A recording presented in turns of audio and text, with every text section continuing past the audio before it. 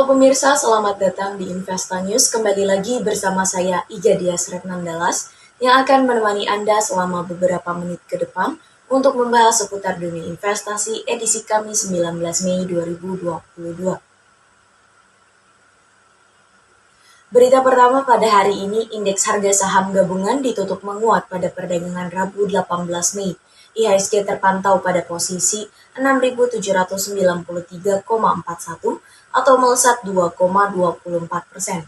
Sepanjang perdagangan, IHSG bergerak pada rentan harian 6.648,94 hingga ke level 6.804,91. Sejumlah 23,29 miliar unit saham diperdagangkan dengan nilai transaksi sebesar 17,44 triliun rupiah. Sektor teknologi memimpin penguatan dengan kenaikan hingga 5,57% dan diikuti sektor barang baku yang juga menguat 2,21%. Di seluruh pasar, investor asing masih terlihat melakukan aksi jual bersih atau net foreign sale senilai 281,32 miliar rupiah.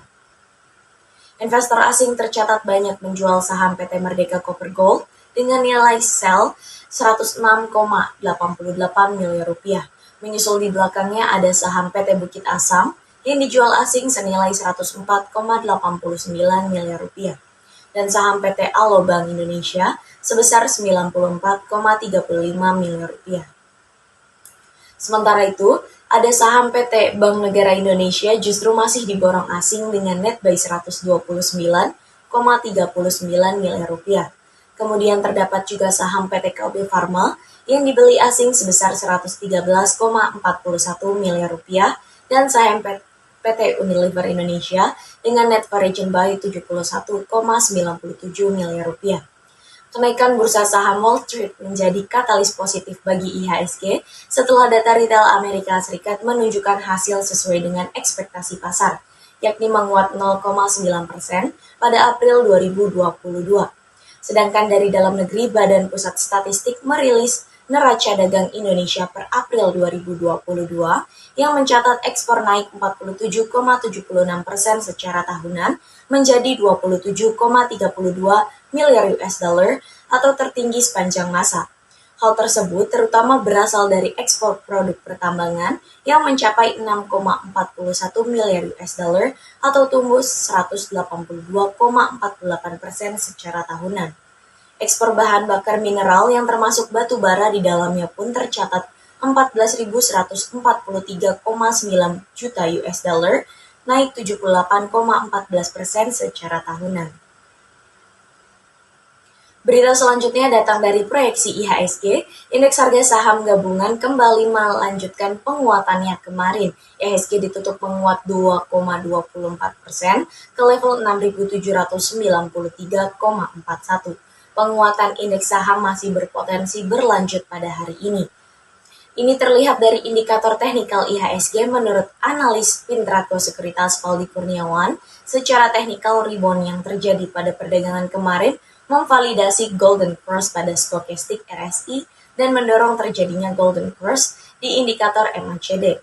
Kedua hal tersebut menjadi sinyal kuat minor bullish reversal. IHSG ditopang oleh aksi beli selektif investor asing pada saham-saham blue chip dan ini diperkirakan masih bisa berlanjut. Analis Henan Putirai Sekuritas Mayang Anggita juga menganalisis secara teknikal. Saat ini IHSG nampaknya semakin mantap kembali bergerak naik. Hitungannya, IHSG menuju target terdekat yaitu MA10 di 6.884 sampai dengan resisten tertinggi sebelumnya di level 6.900. Menurut Mayang, investor bisa memanfaatkan momentum ini untuk mulai melakukan spekulasi beli atau cicil beli secara bertahap pada saham-saham yang berada di sekitar area support. Namun, investor tetap perlu berhati-hati. Analis Binarta Sekuritas Ivan Rosanova menyebutkan, meski peluang IHSG kembali terbuka, saat ini IHSG masih belum dalam posisi yang bullish. Selain itu, penguatan indeks harga saham gabungan hanya didorong oleh saham-saham tertentu. Investor masih terlihat cenderung berhati-hati meskipun indeks harga saham gabungan menguat secara tepat. Penguatan indeks harga saham gabungan kemarin ditopang juga oleh saham sektor teknologi. Indeks saham teknologi menguat 5,57% kemarin. Saham Goto yang memiliki kapitalisasi pasar paling besar naik 24%. Dia memprediksi IHSG akan menguji resisten di 6.888. Perlu diwaspadai adanya potensi pembalikan arah jika besok IHSG membentuk candle shooting star ataupun doji dan menguji support di 6.650. Valdi mengatakan pelaku pasar bisa memperhatikan potensi rebound lanjutan pada BBNI, BMRI, TLKM, ASII, dan ANTM. Di samping itu, pelaku pasar dapat memperhatikan potensi rebound teknikal lanjutan di BNBA, SMBR, dan DMMX. Beralih pada sektor komoditas, ada harga emas dunia bergerak variatif pada perdagangan Rabu. Investor sedang mencerna komentar hawkish terbaru dari Ketua Federal Reserve Amerika Serikat Jerome Powell. Pasalnya, Jerome Powell menyatakan pada Selasa 17 Mei bahwa Bank Sentral akan terus menaikkan suku bunga jangka pendek, yang kemungkinan akan memperlambat kegiatan ekonomi, sampai ada bukti yang jelas dan meyakinkan bahwa inflasi tersebut akan turun. Pada perdagangan Rabu 18 Mei pukul 15.30 waktu Indonesia bagian Barat, kontrak emas paling aktif untuk pengiriman Juni di divisi COMEX New York Exchange terkoreksi 4,8 US dollar menjadi 1.814,1 US dollar per troy ounce. Sedangkan di pasar spot, harga emas justru naik 0,62 US dollar ke level 1.815,29 US dollar per troy ounce. Adapun indeks dolar Amerika Serikat yang naik menjadi 103,642. Dari dalam negeri, harga dasar emas 24 karat antam ukuran 1 gram dijual senilai Rp971.000 atau turun Rp3.000 dari posisi sebelumnya. Harga buyback emas antam berada di level Rp855.000 per gram, lebih rendah Rp3.000 dibandingkan dengan perdagangan sebelumnya. Selanjutnya kita beralih pada sektor komoditas yang kedua, ada harga minyak mentah dunia yang bergerak beragam pada perdagangan Rabu petang 18 Mei. Adanya harapan akan pulihnya permintaan minyak dari konsumen, utama dunia Cina menjadi katalis yang mendorong harga komoditas ini. Produksi minyak Rusia yang menurun hampir 9% pada April 2022 juga menjadi pendorong harga.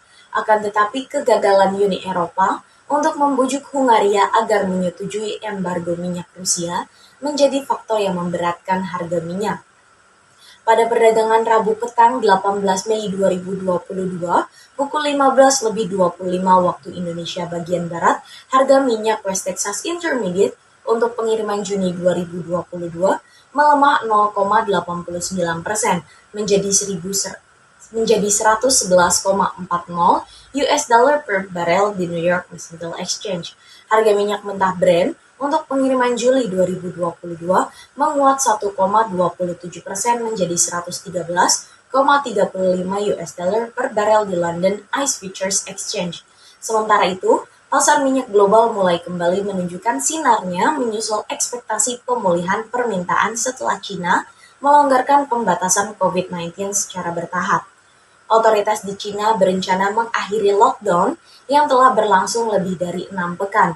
Di sisi lain, Uni Eropa mengalami kegagalan pada hari Senin untuk membujuk Hungaria agar mencabut hak vetonya atas usulan embargo minyak Rusia. Namun, ada beberapa diplomat dengan berharap kesepakatan dapat dicapai selama pertemuan puncak di 30 hingga 31 Mei mendatang. Berita penutup kita pada pagi hari ini ialah ada nilai tukar rupiah yang kembali melemah kemarin. Kurs spot rupiah melemah 0,30% menjadi Rp14.689 per dolar Amerika Serikat. Sementara untuk kurs referensi JISDOR, Bank Indonesia melemah 0,21% ke level Rp14.682 per dolar Amerika Serikat. Analis DCFX Futures Lukman Leong memperkirakan pelemahan rupiah akan berlanjut pada hari ini. Mata uang Garuda masih akan terpengaruh oleh pernyataan Gubernur The Federal Reserve, Jerome Powell yang bernada hawkish. Powell kembali menegaskan komitmen The Fed untuk yang menaikkan suku bunga hingga inflasi Amerika Serikat turun. Dalam pidatonya, kondisi ini membuat pelaku pasar risiko dan investor kembali memburu dolar Amerika Serikat. Senior ekonomis Samuel Sekuritas Fikri C. Permana mengatakan pergerakan rupiah juga akan dipengaruhi oleh data cadangan minyak Amerika Serikat. Jika datanya lebih rendah dari proyeksi analis, maka indeks dolar Amerika Serikat berpotensi menurun.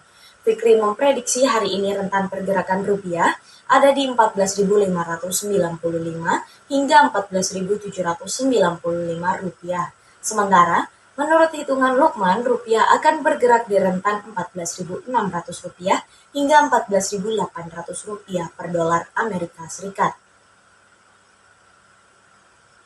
Berita tersebut menjadi berita penutup kita pada perjumpaan pagi kali ini. Saya Gadia Sretan Dallas pamit undur diri, sampai jumpa.